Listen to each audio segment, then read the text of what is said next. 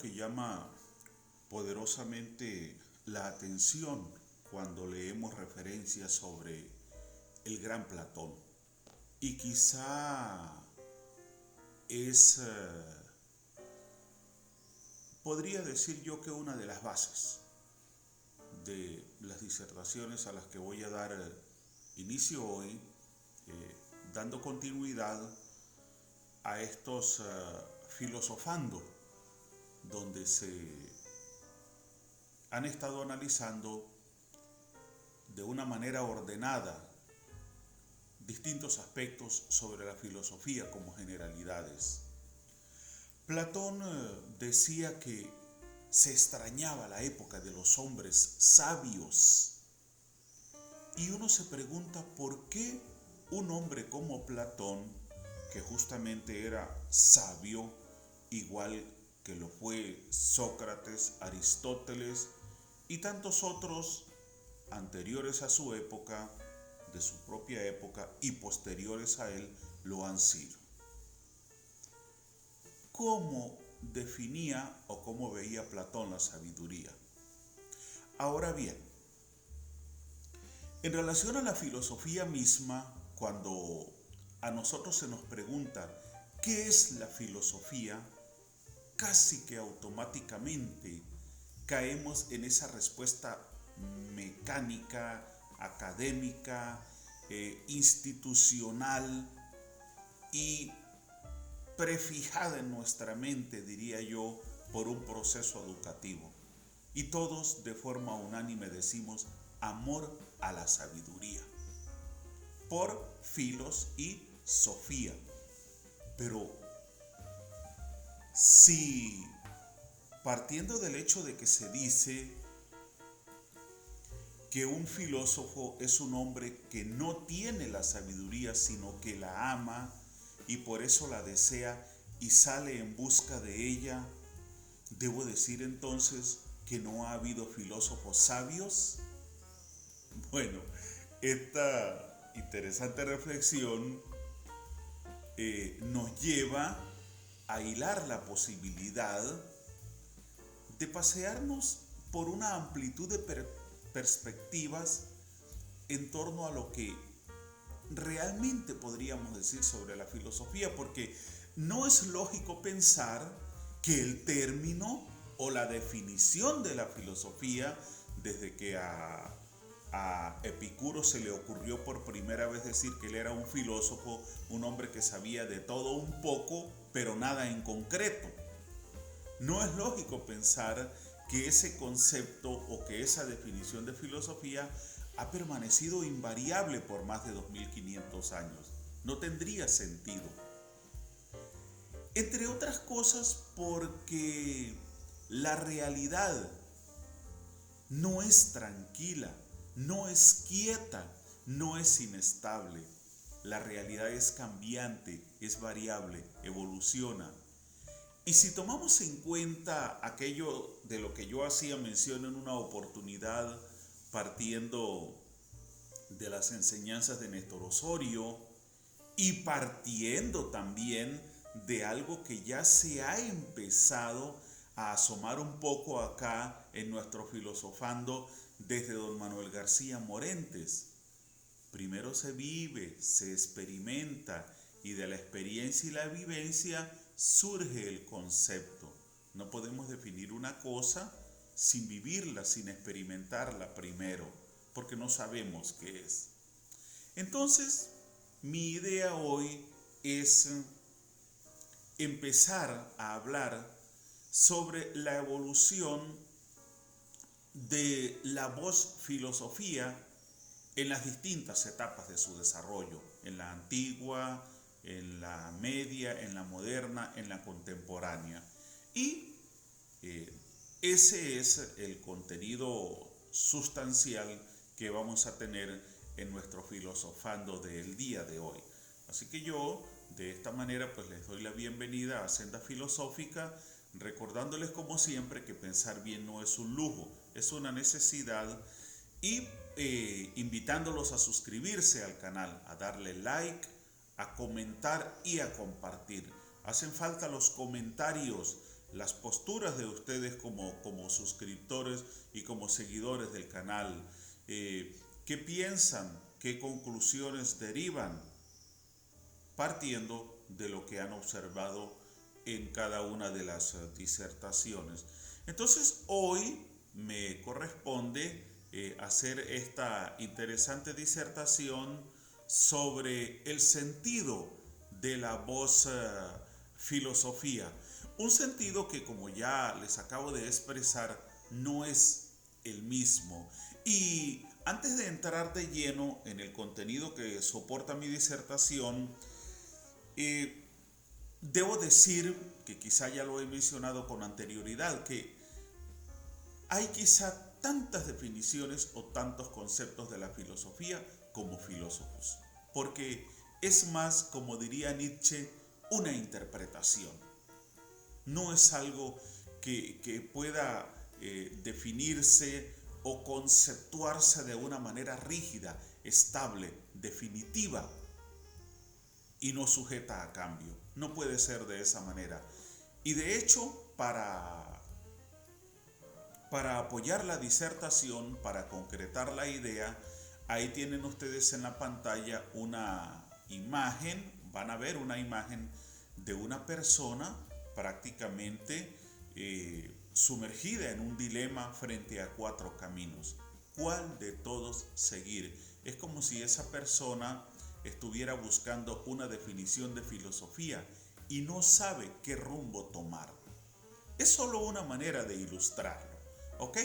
Bien, fíjense ustedes en esto, el sentido de la voz filosofía. Evidentemente, todos ustedes saben lo que la palabra filosofía en su estructura verbal significa. Está formada por las palabras griegas filo y sofía, que significan amor a la sabiduría. Filósofo es el amante de la sabiduría. Ya lo dije, si la ama es porque no la tiene, porque no la posee y por eso la desea, y si la desea tiene que salir en su búsqueda. No puede quedarse solamente deseando como un simple amante que quiere tener algo. Tiene que salir para lograr que ese deseo se convierta en realidad. Pero hay un detalle acá. Durante poco tiempo tiene este significado primitivo de amor a la sabiduría, la filosofía, por supuesto. Inmediatamente pasa a tener otro significado. Filosofía significa la sabiduría misma. Si la filosofía es el saber, ¿qué clase de saber es el saber filosófico? Oído hay el saber que tenemos todos, sin haber aprendido ni reflexionado sobre nada. Ese es un saber muy universal, que cualquiera tiene porque sin esfuerzo lo adquiere. Y hay otro saber que es el que adquirimos cuando lo buscamos. Y esto nos sirve como base o punto de partida para empezar a pasearnos por el proceso evolutivo en cuanto a el sentido de la voz filosofía. En la filosofía antigua, esta duplicidad de sentido en la palabra saber responde a la distinción entre la simple opinión, es decir, ese saber que tenemos todos sin haber aprendido ni reflexionado sobre nada, que lo hemos tomado en nuestra cotidianidad, en nuestra vida diaria, de las personas que nos rodean, de quienes, igual que nosotros, en la mayoría de nuestros aspectos, andan del tumbo al tambo. ¿Ok? Ese es la simple opinión y el conocimiento bien fundado racionalmente, que es el otro tipo de saber. Ahí estoy haciendo mención de la duplicidad. Con esta distinción entre la opinión y el conocimiento fundado, inicia Platón su filosofía. Frente a la opinión, que es el saber que tenemos sin haberlo buscado, pone Platón la episteme, la ciencia, que es saber que tenemos porque lo hemos buscado. Entonces, la filosofía ya no significa amor a la sabiduría. Significa ese saber especial que tenemos, que adquirimos después de haberlo buscado. Esto particularmente me parece muy interesante porque entonces cualquier persona que se inicie dentro del estudio de la filosofía y partiendo de esa definición tan mecánica que nos dan todo el tiempo, como tan acomodaticia, diría yo, no, filosofía es amor a la sabiduría. Bueno, pero ¿qué hay detrás de todo eso? ¿Por qué Platón decía que se extrañaba, lo decía él en su momento, que se extrañaba la época de los hombres sabios? Entonces, si decimos que filosofía es simplemente amor a la sabiduría, ¿quiere decir que nunca vamos a lograr concretar ese amor? ¿Siempre vamos a estar detrás de la filosofía? ¿Nunca vamos a ser sabios? Entonces también es importante aclarar esto y por eso me pareció tan genial este contenido. Entonces, una vez que nos sumergimos en la búsqueda de ese conocimiento de una manera organizada, sistemática, estructurada, intencional, por voluntad y elección propia, la consecuencia de esa búsqueda es que ya no solamente anhelamos conocimiento, sino que lo tenemos, lo adquirimos. Entonces, en ese sentido, tal y como se nos dice acá, ya no es amor a la sabiduría, sino que la filosofía es ese saber especial que hemos adquirido, que ya es nuestro y que hemos logrado después de un esfuerzo debidamente organizado. ¿Qué quiere decir esto? Que ya el filósofo, una vez que ha salido a buscar la filosofía y la ha encontrado, ya no es estrictamente un amante de la filosofía, ya es un hombre sabio, porque de alguna manera, en mayor o menor medida, se ha hecho de la filosofía, se ha apropiado de ella como consecuencia de esa búsqueda ordenada, sistemática, intencional. Ya posee una episteme, una ciencia. Ya no es el hombre que simplemente opina, que vive en el barullo del conocimiento de la cotidianidad, del común denominador de las personas, en ese saber sin sentido, sin argumento, sin base, sin estructura, sin orden. No. En un momento determinado, el filósofo necesariamente pasa a convertirse en un hombre sabio y deja de ser aquella persona que simplemente anhela la sabiduría y empieza a apropiarse de ella. Esto quería explicarlo de manera muy detallada porque me parece muy interesante también. ¿Por qué? Porque estos son los principios que nos permiten ubicarnos en contexto.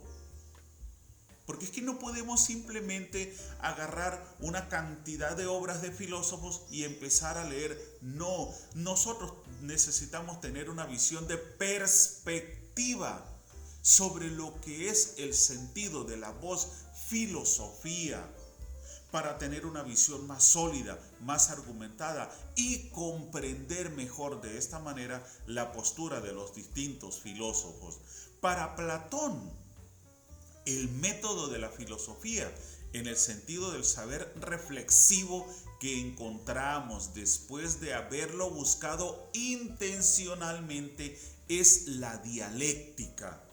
La dialéctica consiste en suponer que lo que queremos averiguar es tal cosa o tal otra, es decir, anticipar el saber que buscamos, pero inmediatamente negar y discutir esa tesis o esa afirmación que hemos hecho y depurarla en discusión. Es decir, nosotros a través de la dialéctica fijamos un punto de partida, una piedra inaugural para salir a buscar ese conocimiento reflexivo.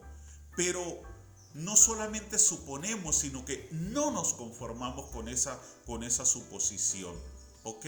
Entonces, aquí se nos dice anticipar el saber que buscamos, pero inmediatamente negar y discutir esa tesis o esa afirmación que hemos hecho y depurarla en discusión. Es decir, Hemos hecho una suposición. Ahora comprobemos que es cierto. Argumentemos, demostremos, defendámosla hasta que sea imposible refutarla, llevarle la contraria. Ese es el método dialéctico de Platón. Él llama pues dialéctica a ese método de la autodiscusión, porque es una especie de diálogo consigo mismo. Y así, suponiendo que las cosas son esto o lo otro, y luego discutiendo esa suposición para sustituirla por otra mejor, acabamos poco a poco por llegar al conocimiento que resiste a todas las críticas y a todas las discusiones. Y cuando llegamos a un conocimiento que resiste a las discusiones dialogadas o dialécticas, entonces tenemos el saber filosófico, la sabiduría auténtica, la episteme, como llama Platón, la ciencia. Tenemos que llegar a un punto en el que el conocimiento adquirido ya no admite discusión, ya no hay manera de refutarlo. Bueno, no voy a redundar más en esto porque ya lo he detallado mucho. Entonces, con Platón, pues, la palabra filosofía adquiere el sentido de saber racional, saber reflexivo, saber adquirido mediante el método dialéctico. Insisto, deja de ser la sabiduría una simple aspiración para convertirse en una realidad. Ese mismo sentido tiene la palabra filosofía en el sucesor de Platón, Aristóteles. Lo que pasa es que Aristóteles es un gran espíritu que hace avanzar extraordinariamente el caudal de los conocimientos adquiridos reflexivamente. El hombre conoce reflexivamente ciertas cosas después de haberlas estudiado e investigado. Todas las cosas que el hombre conoce y los conocimientos de esas cosas, todo ese conjunto del saber humano lo designa Aristóteles con la palabra filosofía. Es decir, Aristóteles le da un sentido, claro, igual que Platón, igual que Sócrates y los presocráticos, entre ellos los sofistas, hay un sentido de universalidad, de búsqueda omnipresente, no hacia aspectos particulares de la realidad, sino hacia la realidad como totalidad. Entonces, Aristóteles acentúa un poquito esto, ¿no? Y desde Aristóteles sigue empleándose la palabra filosofía en la historia de la cultura humana con el sentido de la totalidad del conocimiento humano. La filosofía entonces se distingue en diferentes partes. En la época de Aristóteles, la distinción o distribución corriente de las partes de la filosofía era lógica, física y ética. La lógica, en época de Aristóteles, era la parte de la filosofía que estudiaba los medios de adquirir el conocimiento, los métodos para llegar a conocer el pensamiento humano en las diversas maneras de que se vale para alcanzar conocimiento del ser de las cosas. Eso era la lógica. Y la lógica, como se me explicaba en una oportunidad, en la lógica, si yo quiero realmente adquirir conocimiento y quiero que sea un método efectivo, ¿ok?, con resultados concretos que no admitan discusión, en la lógica no puede haber ambigüedad, no puede haber contradicciones. La lógica es la herramienta del razonamiento, como me lo explicaba en una oportunidad en Néstor Osorio. El concepto es la forma y la sensibilidad es el principio. Y siempre voy a estar repitiendo esto porque lo considero muy importante también. Entonces, la lógica como medio para adquirir el conocimiento. ¿Para qué? Para evitar ambigüedades y para evitar contradicciones. Esa era la herramienta. Ahora, o es la herramienta, sigue siendo la herramienta, por supuesto. La palabra física, volviendo otra vez a Aristóteles, designaba la segunda parte de la filosofía. La física era el conjunto de nuestro saber acerca de todas las cosas, fuesen las que fuesen. Todas las cosas y el alma humana entre ellas estaban dentro de la física. Por eso, la psicología para Aristóteles formaba parte de la física, y la física a su vez era la segunda parte de la filosofía. Y tenemos la ética, que era el nombre general con que se designaban en Grecia en la época de Aristóteles todos nuestros conocimientos acerca de las actividades del hombre, lo que el hombre es, lo que el hombre produce, que no está en la naturaleza, que no forma parte de la física, sino que el hombre lo hace. Eso es la ética. El hombre, por ejemplo, hace el Estado, va a la guerra, tiene familia, es músico, poeta, pintor, escultor, sobre todo es escultor para los griegos. Pues todo esto lo comprendía Aristóteles bajo el nombre de ética, una de cuyas subpartes era la política. Entonces, fíjense ustedes lo interesante que es esto, esta primera noción de lo que era la filosofía en la época de los griegos. Y fíjense que si nos atenemos a la división de las etapas de la filosofía, la etapa la presocrática, la clásica y la helenística, y habiendo llegado en este momento hasta Aristóteles, o sea, presocráticos y clásicos, entonces no era esa simple definición de filosofía como amor a la sabiduría, como se nos ha querido sembrar, vamos a decir así, esa idea predominante. Porque también vuelvo otra vez sobre el punto.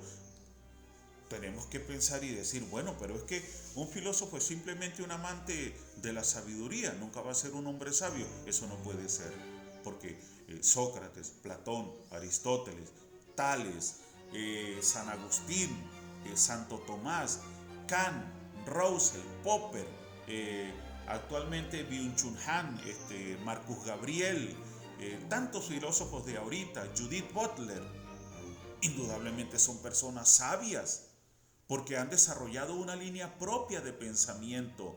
Y quizá hoy en día, no nos vamos a adelantar por supuesto, pero si nos preguntáramos, ¿qué es hoy en día la filosofía? Hoy, 2 de octubre del 2023, siglo XXI, ¿qué es la filosofía hoy en día? ¿Es la misma definición de hace 2500 años atrás? Indudablemente no lo es. Pero quizá también, para poder orientar una definición precisa, valedera sobre lo que es la filosofía, no tendríamos que pasearnos por el pensamiento y la actividad de estos filósofos de la actualidad para tratar de definirla partiendo, entre otros hilos conductores, de los temas a los que se refieren estos filósofos, cada uno de ellos específicamente. Byung-Chul Han nos habla mucho sobre el tema de la sociedad agotada. Otros filósofos nos hablan sobre este tema tan preocupante del consumismo. Judith Butler nos trata el tema del género como una cuestión cultural, no biológica. ¿Ok? Entonces, es todo eso. ¿Ok? O sea, ¿de qué trata la filosofía hoy en día? ¿Cuál es la universalidad o la especificidad de sus temas dentro de un contexto universal? Entonces, hoy quise hacer esta primera disertación, porque es solamente la primera, sobre el sentido de la voz filosofía, y he partido estrictamente de la Grecia antigua. Y una cosa que quería aclarar en cuanto a Aristóteles concretamente, es que Aristóteles transformó la forma como Sócrates y Platón habían sugerido la filosofía, o como la trabajaban a través de sus métodos, a través de la mayéutica y la dialéctica. Aristóteles fue el que le dio un sentido lógico a la filosofía. Ese fue el gran aporte de Aristóteles. Aristóteles prácticamente creó leyes para orientar el razonamiento. Estructuró, ordenó. Y sobre eso, por supuesto, vamos a hablar posteriormente. Entonces, bueno, yo de esta manera ahí les dejo este tema. Les sugiero, por favor, prestar mucha atención a los videos y también opinen. No he vuelto a ver comentarios en los videos y es muy importante. Recuerden que un rasgo fundamental de la filosofía es la conexión. ¿Ok? Si la filosofía no logra conectarnos unos a otros, quizá no está cumpliendo totalmente ese papel tan importante que debe cumplir de ponernos en diálogo permanente unos con otros para ver a través de ese diálogo en qué derivamos para también en consecuencia mejorar nuestra calidad de vida, porque esa es quizá la sustancial función o misión de la filosofía, como decía entre otros Voltaire, la filosofía para ser libres y para ser felices. Entonces bueno, yo voy a despedirme ya con esto y nos veremos entonces en una próxima disertación y como les digo siempre, chao, chao.